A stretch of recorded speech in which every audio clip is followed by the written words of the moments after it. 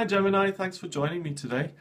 I hope you're well. I hope you've had a wonderful October, and this is your forecast for November 2014. I'm going to give you a rundown of the astrology, and I will also choose a tarot card to give you an insight into what you can expect. Now, you're the chatty Kathy of the astrology, so I'm going to have a look at what's coming up for you this month. And interestingly, the first couple of days straight away are all about transforming your life through work. So you're really looking to fix a couple of things that have happened in your working life.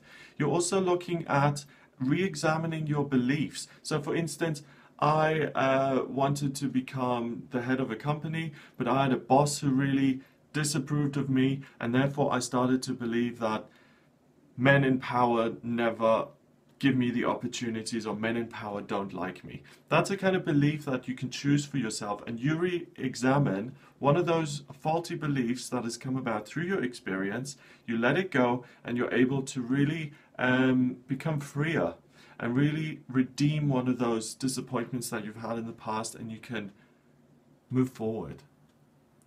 Hopes and dreams become electric around this time of the month. The 4th of November specifically means that things are really mystical and something unexpected can come in. You're also very sensitive to that, so you don't need to worry about missing these kind of opportunities. You'll notice.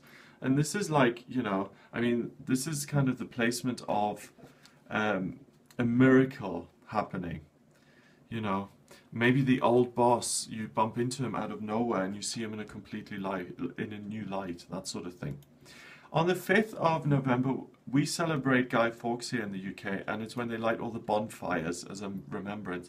It's wonderful because it starts to get really dark here at this time of year, and it's a really nice sense of community that's available in the atmosphere.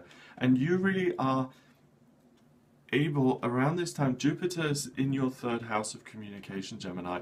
As I said in the beginning, you're very chatty anyway, but Jupiter really expands this area of your life, and you're not so much interested in chatting on the phone, but you're interested in chatting on a big scale, on a grand scale, especially around the 5th, and having people see you. So plan a party or something, or plan a lecture, or do something where other people will listen to you.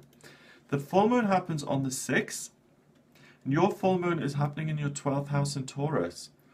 That's very interesting. Okay, the 12th house is a very spiritual and selfless house, and Taurus is a very materialistic and sensual sign. So there's a conflict here, and you're at this time, regardless of the themes, you're very sensitive to conflicts, and you're very sensitive to things that don't make sense this full moon, and you're able to build bridges between those things that don't make sense, and you're someone who's able to create cohesion between things that would not normally work. That's great. So look out for this kind of talent and gift that you have around this time of the month. Now, Mercury moves into Scorpio and joins all of this other stuff that you've got going on in your 6th house on the 9th of November.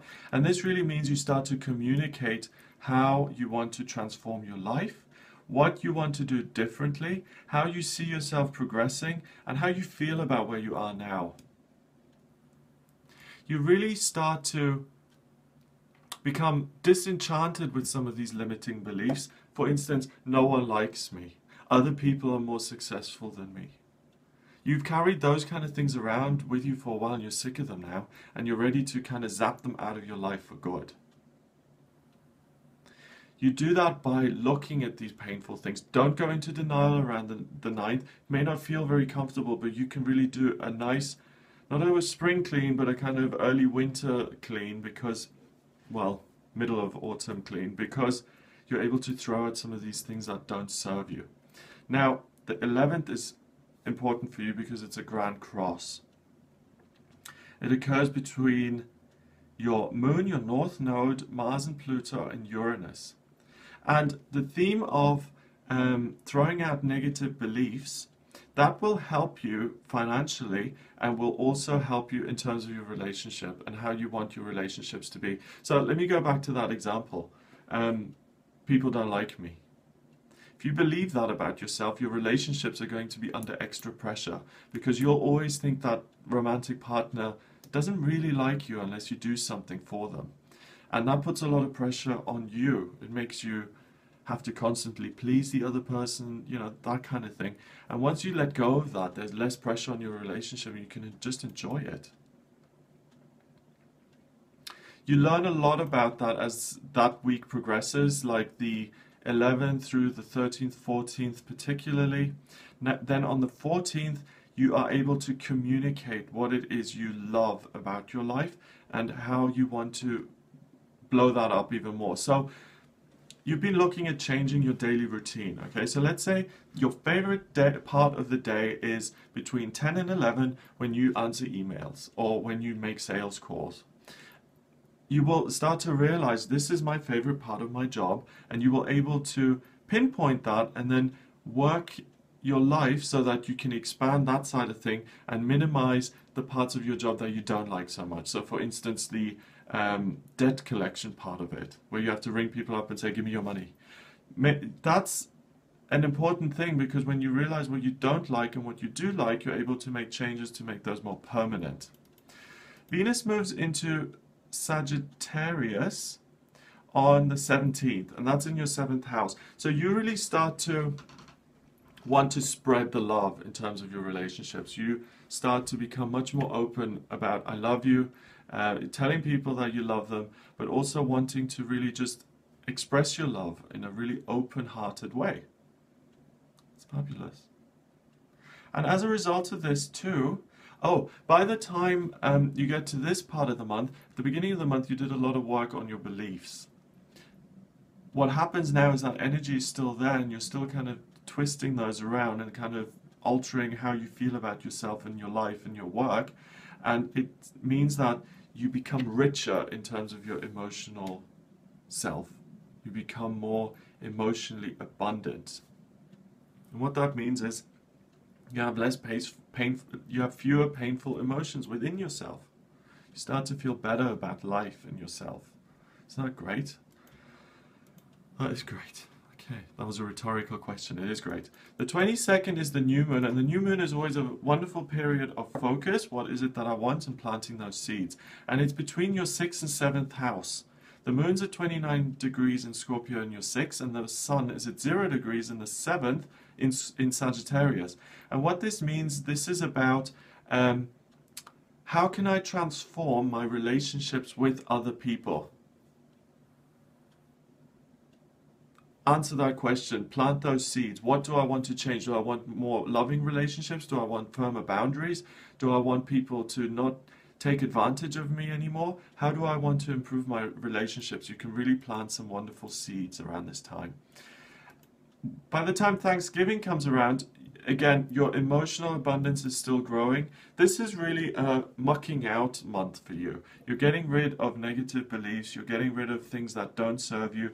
You're exploring who you are as a result. It's like when I have those negative beliefs, you know, for instance, other people are always more popular than I am. When you get rid of that belief and you're left without that belief, you're able to actually look at who you are without that belief. Those kind of things take up a lot of energy. So there's a re-emergence and rediscovery of who you are as a person. And then the month ends on a really big bang in terms of relationship versus work and career. What's more important? What do I love? What's the dream here? And that's gonna, you know, it's like when you're in the ocean and a wave comes in and picks up all the sand and it's cloudy and it muddles it all up. That's the kind of thing that's happening at the end of the month, because it'll be like, bam, you know, work, relationship, it's all happening. What do I care about? And then once the sand settles again, you're able to have a much clearer view of what it is you're interested in and where you want to move forward, or what direction you want to move forward in. Right, let's see what the card is for you for this month. I get a really good feeling about this month for you. You're really able to drop some of those. I mentioned this in one of my tarot readings recently.